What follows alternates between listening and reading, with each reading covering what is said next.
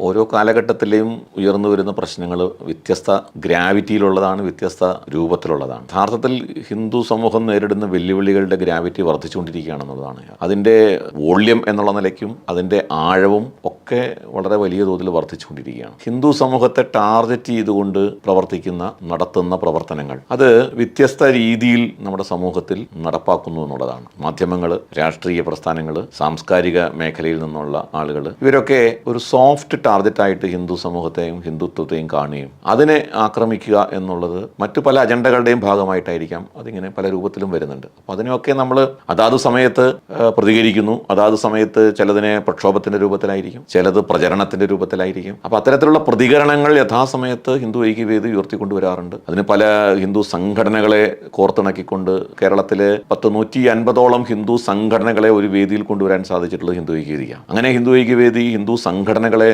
സംയോജിപ്പിച്ചുകൊണ്ട് ഇത്തരം പ്രശ്നങ്ങളെ അതാത് സമയത്ത് അഡ്രസ്സ് ചെയ്യാറുണ്ട് എന്നുള്ളതാണ്. പലതരത്തിൽ, അത് ലവ് ജിഹാദാവാം, അതല്ലെങ്കിൽ ഹലാലിന്റെ വിഷയമാകാം, ക്ഷേത്രങ്ങൾക്ക് നേരെ നടക്കുന്ന അന്യാധീനം പെടുത്തുന്ന തരത്തിൽ ധ്വംസനങ്ങൾ, ആചാരങ്ങൾ, അനുഷ്ഠാനങ്ങൾ സംബന്ധമായ പ്രശ്നങ്ങൾ, ഇതിനൊക്കെ അതാത് സമയത്ത് വലിയൊരു പ്രതിരോധം ഹിന്ദു ഐക്യവേദി സൃഷ്ടിക്കാറുണ്ട്.